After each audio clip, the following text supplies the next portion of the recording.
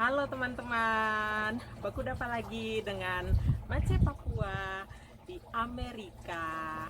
Apa kabar semuanya? Semoga kalian baik-baik ya. Hari ini di sini di Amerika hari Minggu siang. Kalau saya lihat di sini jam 3 ya, jam 3 sore, dan ini masih panas sekali ya.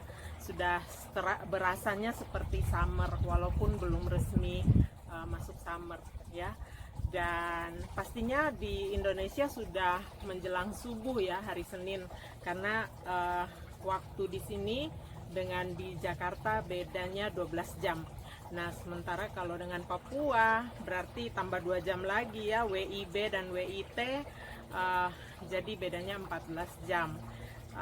Semoga kalian semua baik-baik ya. Terima kasih banyak untuk subscribers ya. Saya cukup terkejut karena subscribers berkembang pesat, sudah 600-an something. Terima kasih banyak selama ini mau menonton video-video saya.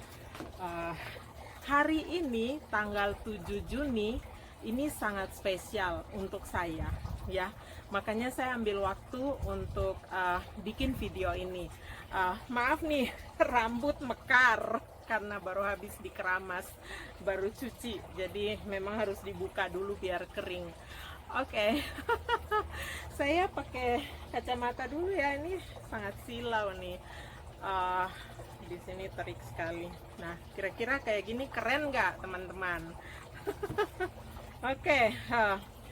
Saya mau cerita kenapa hari ini tanggal 7 Juni sangat spesial untuk saya. Ya, 1 tahun yang lalu saya tiba di Amerika tanggal 7 Juni. Ya, tepat 1 tahun yang lalu, 7 Juni 2019. Itu saya tiba untuk keempat kalinya ke Amerika ini. Saya mendarat di Dallas International Airport di Texas. Keempat kalinya, tetapi waktu saya datang itu, tanggal 7 Juni itu, saya menggunakan visa tunangan. Jadi 3 kali saya bolak-balik ke Amerika itu masih menggunakan visa turis. Tetapi untuk keempat kali saya tiba di sini, itu saya menggunakan visa tunangan. Dan itu sangat spesial karena posisi saya jadi lebih kuat.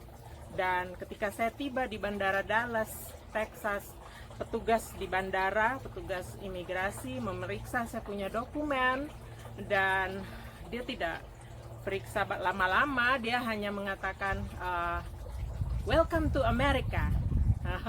Kemudian dia bilang you have 90 days to get married. don't miss it, katanya. Karena saya masuk pakai visa tunangan, dan akhirnya menikah ya, dan ada sampai sekarang di sini. Puji Tuhan ya, Tuhan sungguh baik.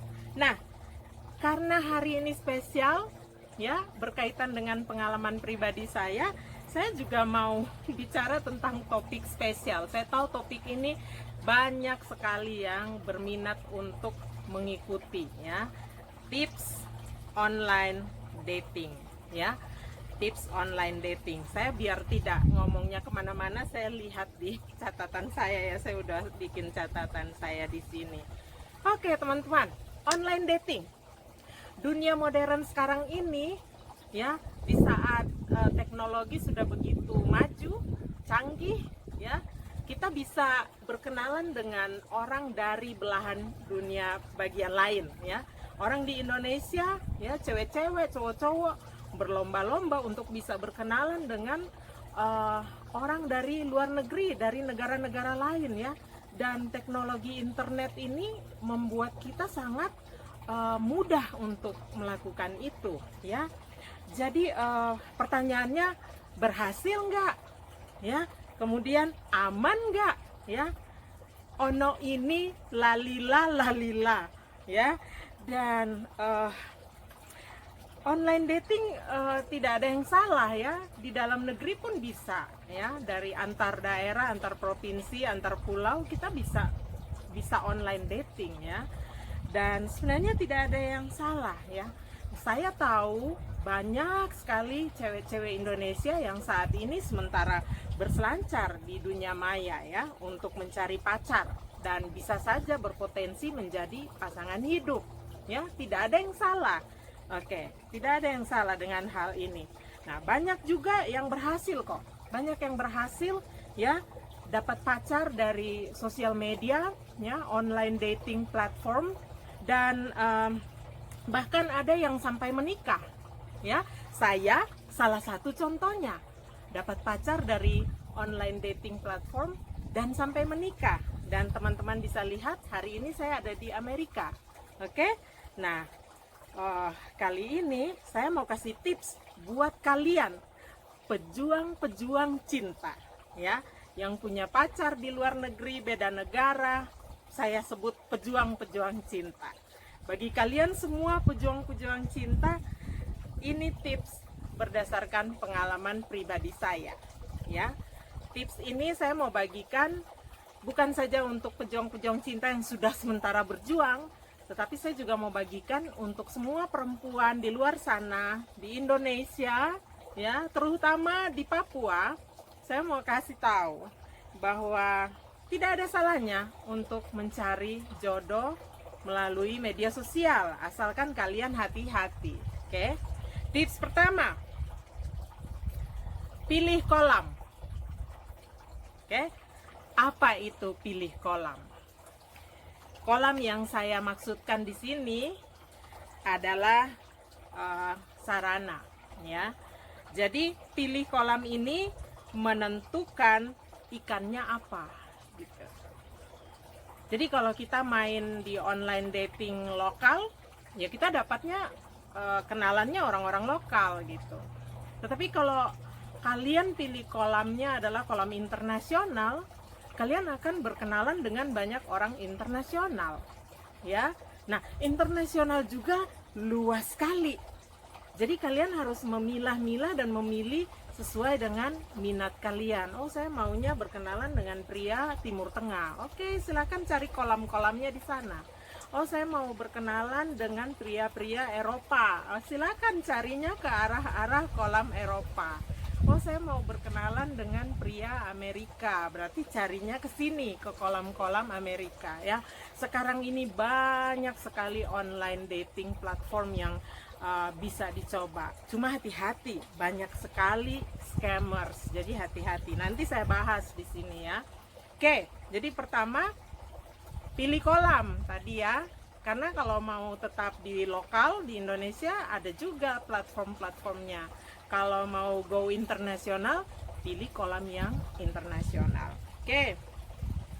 Poin kedua, pelajari dulu ya. Penting untuk mempelajari online dating platform yang ada banyak sekali.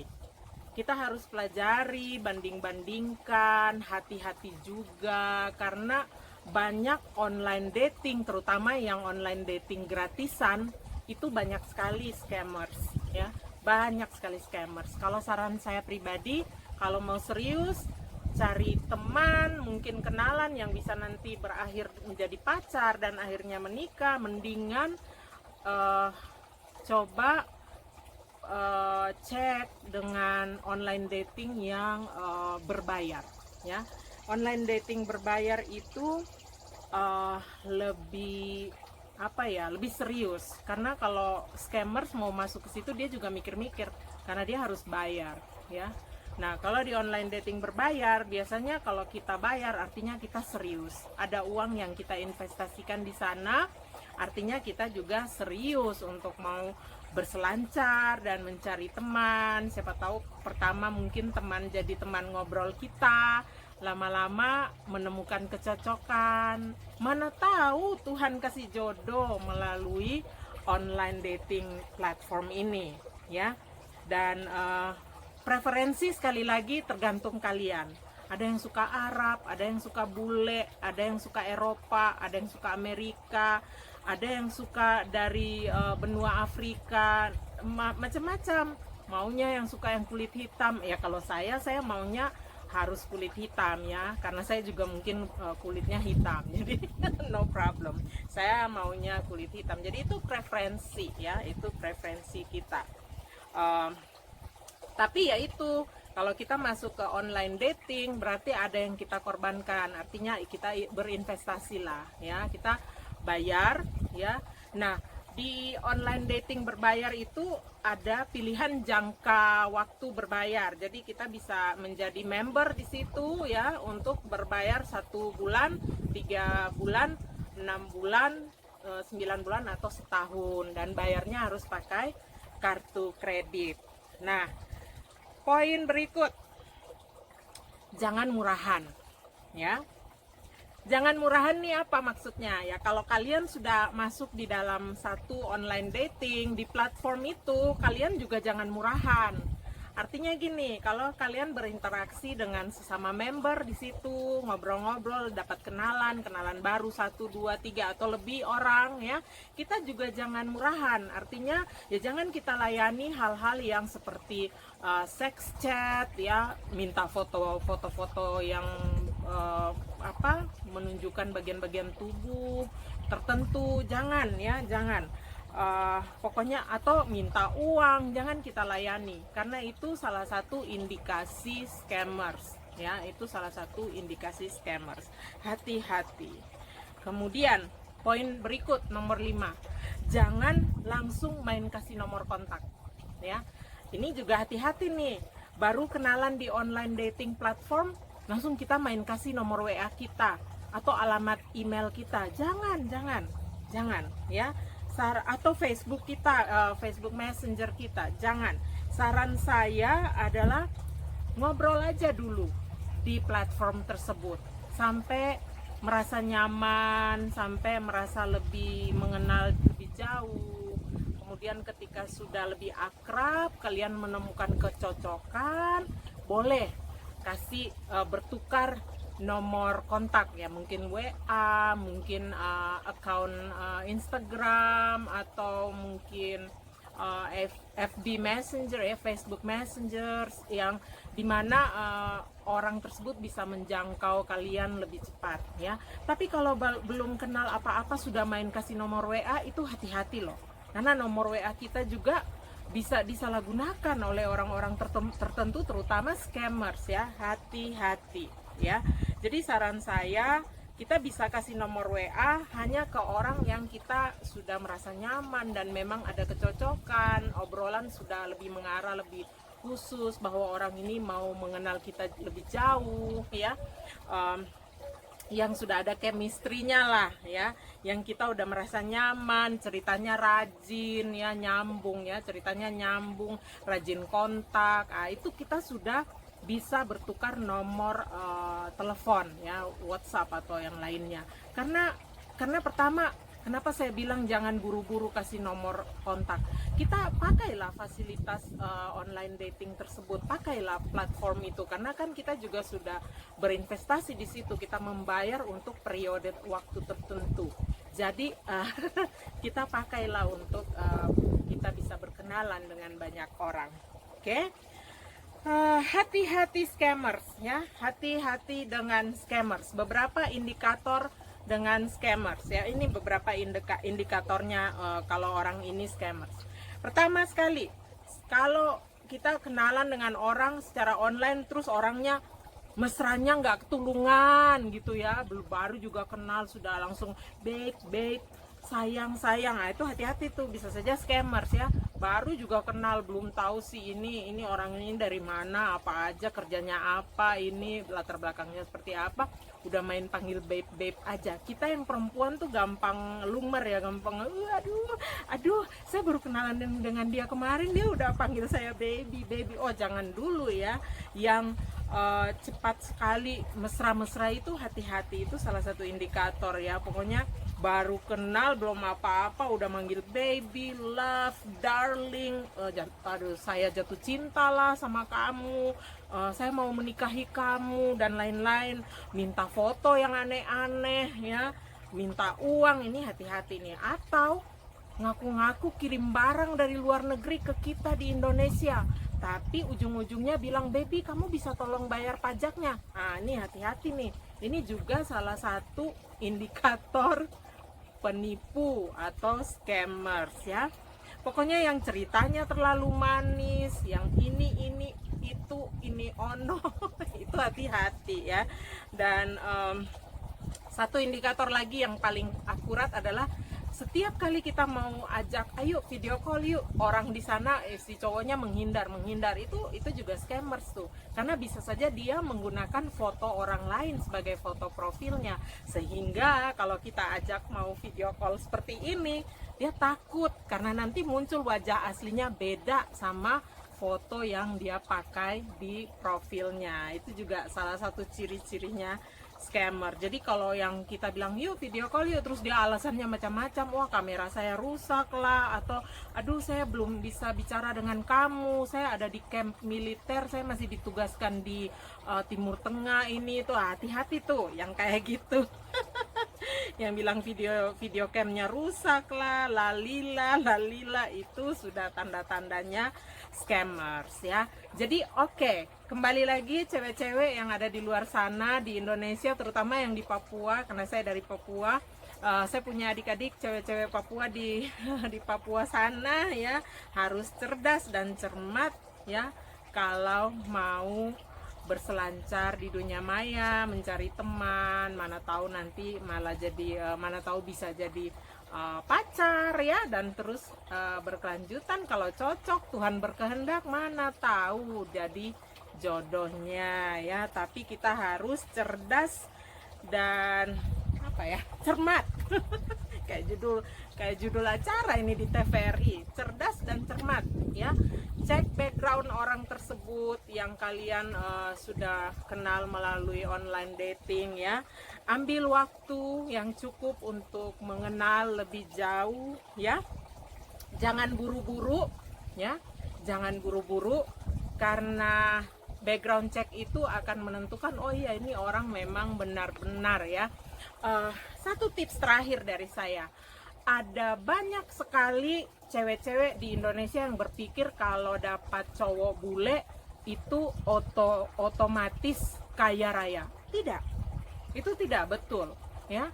Kalau kita berkenalan dengan orang dari negara lain, yang kita harus lakukan adalah ya kita pelan-pelan berkenalan. Ketika sudah mengenal lebih jauh, kita melakukan yang namanya background check, karena kita perlu tahu orang ini hidupnya seperti apa, pekerjaannya apa ya, latar belakangnya dari keluarga seperti apa, kisah masa lalunya seperti apa, ada catatan kriminalnya atau tidak, dia punya penyakit-penyakit bawaan atau tidak, ada sakit mentalnya atau tidak. Di Amerika ini ada banyak sekali orang sakit mentalnya itu, di sini level-levelnya berbeda.